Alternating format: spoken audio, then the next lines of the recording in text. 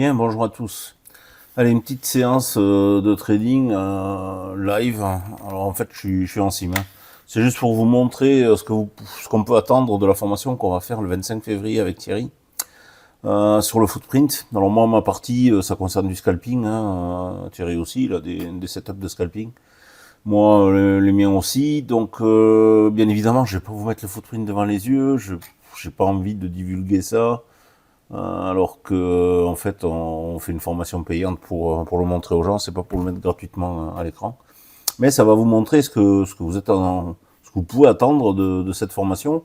Et en fait, avec de l'entraînement et avec du travail, ce que vous pouvez arriver à faire, vous allez voir, c'est assez parlant. Donc, écoutez, je vais commencer. Là, je suis sur le Nasdaq. Il a été assez volatile aujourd'hui, hein. Regardez-moi cette bougie en 1 minute qui nous a fait là. Ça, c'était une annonce à 14h30.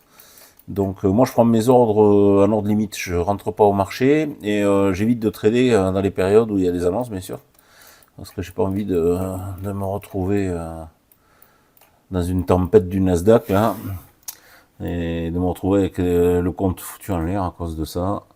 Donc là, il recommence à avoir un peu de volatilité. Pourtant, c'est entre midi et 2 aux États-Unis. Donc je vais essayer de trouver des points d'entrée et je n'accélère pas. La vidéo, c'est du live, hein. Je suis en sim. J'aime pas trop me filmer quand je suis en réel, mais la technique est la même, hein. Donc voilà. Allez, je vais y aller. Donc je regarde mon footprint. J'analyse si je vois au niveau des volumes quelque chose qui me parle pour pouvoir rentrer. Donc voilà, les bougies, vous les avez sur la droite. Quand je vais poser mes ordres, vous les verrez apparaître ici. Sur les bougies, c'est pas évident de déceler pourquoi je vais rentrer. Alors que sur le footprint, c'est quand même très parlant. Donc c'est ce qu'on va apprendre aux gens lors de cette formation. Voilà. Donc là, j'ai un petit niveau où je peux me permettre de prendre un petit achat. Donc j'ai 3 contrats, j'ai pas changé mes stratégies de trading par rapport au prof firme, hein. Je reste à 3 contrats et je vais chercher donc là il m'a pas donné, si c'est bon, il m'a donné mon trade. Ça s'est fait tellement rapidement que j'ai même pas vu. Enfin c'est pas grave, hein. Donc j'avais un bon niveau là, il est descendu, il est revenu, il m'a donné le trade dans la foulée. Ok, on regardera ça après, hein, je vous montrerai tout ça. Donc là j'ai un autre niveau pour un petit achat dessous. J'espère avoir une réaction identique, ça serait parfait. Donc on va voir ça. Je monte un peu là parce que là, le niveau était légèrement au-dessus. Allez, allez, allez. J'aime pas trop rester en trade, hein, donc si je vois que ça marche pas, c'est bon. Là, il m'a redonné de nouveau mon trade. Vous voyez, c'est très rapide, hein, puis il n'y a pas énormément de drawdown. J'ai un stop de secours dessous, que je peux bouger, mais 3 quarts du temps, je flatonne, hein, pour sortir, quand je vois que mon trade est en péril. J'essaye de déceler donc ces points d'entrée qui me paraissent importants et qui peuvent me permettre, là tiens, on va faire un petit short, on va changer un petit peu. Donc sur ce niveau-là, là, je m'attends à ce que le marché reparte. Je vais y mettre un petit épée. Un petit épée, pourquoi? Parce que en dessous, j'ai quelque chose qui pourrait me bloquer. Donc j'ai pas envie qu'il me prenne et qu'il n'arrive pas à me donner ma target. Donc je préfère mettre un petit épée et avoir un trade très rapide.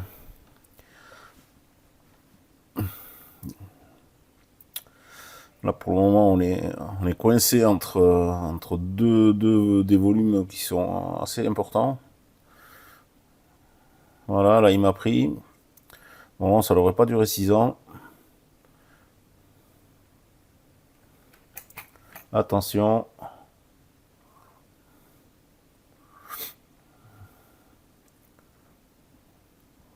Allez, allez. Voilà. Encore un petit effort. Tu descends, s'il te plaît.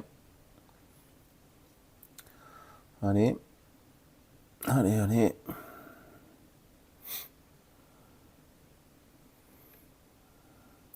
Bon, si je reviens sur mon point d'entrée, je sortirai. Parce que là, ça me paraît mal parti. Donc, voilà. Là, il est sur mon point d'entrée. Allez, je vais sortir. Je flatonne. Hop, c'est pas la peine d'aller prendre des risques. Il m'aurait donné mon TP, hein. Il est descendu, il me l'aurait donné. Mais bon, c'est pas grave. C'est pas grave, ça fait partie du jeu, comme on dit. J'aurai une petite perte qui sera infime. Comme je vous le disais, dès que je vois que le trade est en péril, j'essaie de sortir au mieux. Donc j'attends que ça revienne sur mon point d'entrée. Je sors, c'est pas la peine d'attendre 6 ans. Moi, la réaction, il faut qu'elle soit immédiate, sinon c'est pas la peine. Donc on va le laisser démarrer là, parce qu'il est un peu coincé. Et après, ça sera le dernier trade.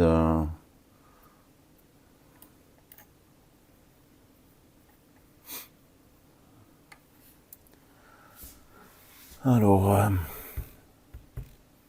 voilà, il est en train de ranger. Encore.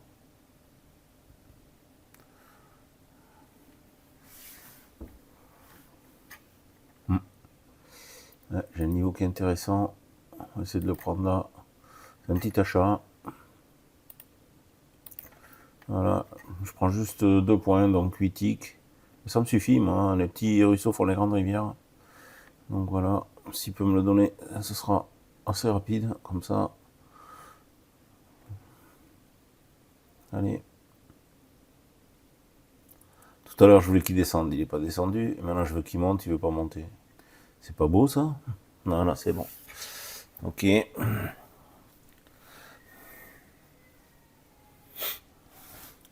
Mais là, bon, j'aime pas ça, hein. Je trade dans un range, là. C'est bien pour vous montrer les choses, mais en réalité, moi, je préfère attendre qu'ils sortent de ce range-là. Parce que là, on est mal. Je parle pas du gros range que nous avons. Alors, je parle pas. Hop. Je parle pas de ce range-là, en fait. Hein. Non, je parle pas de celui-là. Je parle de celui-là au-dessus. Je suis. Hop, voilà, ici.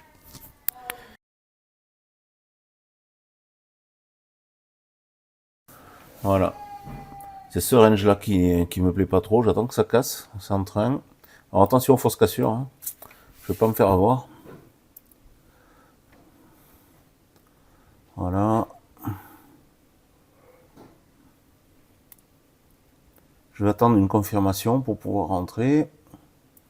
On va voir que ça dégage un petit peu. Allez, on va essayer de rentrer là-dedans. Hop.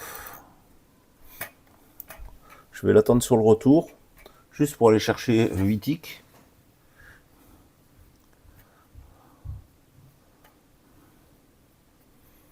Parce que généralement, il va faire un retour.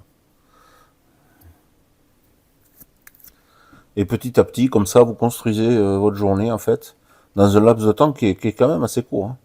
C'est pas la peine d'aller rester 3 heures devant votre graphique. Vous pouvez faire ça le matin, vous pouvez faire ça l'après-midi. Bon là on est après que on est en session cash qu'on appelle, mais dans un horaire en fait qui est un peu calme, puisque calme et dangereuse, je dirais. Voilà. Après 18 h et avant 20 h, 20 h 30, c'est dangereux. Faut faire attention. Vous êtes soumis à des algos parce que l'humain n'est pas derrière tout ça. Hein. Déjà, on a beaucoup d'algos. Il n'y a pas grand chose qui est humain dans le trading, hormis les petits traders comme nous. Donc, mais en fait, les algos, il faut arriver à les lire hein, et rien de mieux que de voir l'order flow, le footprint, pour arriver à cette lecture-là, quoi, en fait. Bon, il n'a pas envie de me prendre, ça j'aime pas non plus. Quand ça traîne comme ça, c'est qu'il peut me casser mon trade dans la foulée, donc je préfère partir, quitte à le reprendre après, quand il aura une volatilité qui sera à peine un peu plus importante. Quand il y a trop de volatilité, c'est très difficile de trader, et quand il n'y a pas assez de volatilité, c'est encore plus difficile. Donc là, je vois qu'il y a quelque chose qui se construit, on risque d'aller casser le plus haut de nouveau. J'aimerais bien qu'il vienne un peu plus bas pour que je puisse rentrer. Sinon, il va partir sans moi. Je vais me mettre là quand même. Je vais tirer mon achat là. Parce que je vois des choses sur le footprint qui m'intéressent. Il risque de partir sans moi. S'il part sans moi, c'est pas grave. Hein. Il y aura d'autres occasions.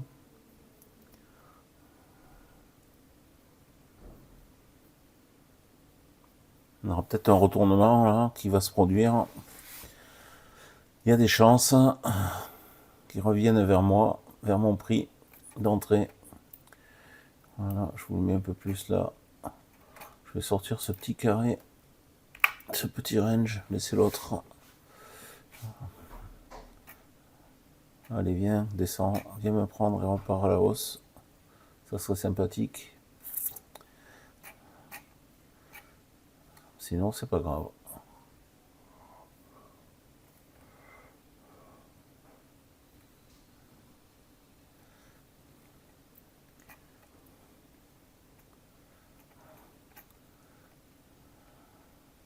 Bon, ça me plaît pas, j'arrête.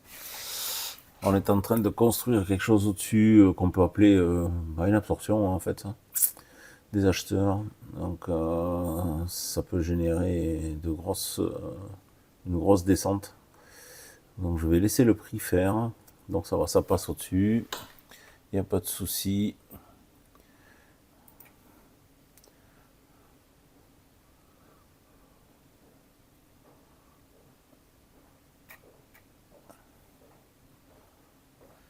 Mais sinon je vais arrêter là, parce que là je vois qu'il n'y a pas grand chose à faire.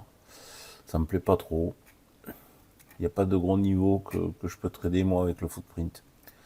Bien, bah écoutez, voilà. Je vais arrêter là la vidéo. Comme vous pouvez le voir, on a fait quand même 480 $ hein, en très peu de temps. Je vais vous montrer ce que ça peut donner au niveau des drawdowns et autres.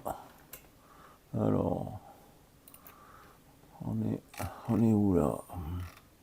Ah oui, on est ici. Ok. Voilà, ça c'est les petits trades que j'ai pris.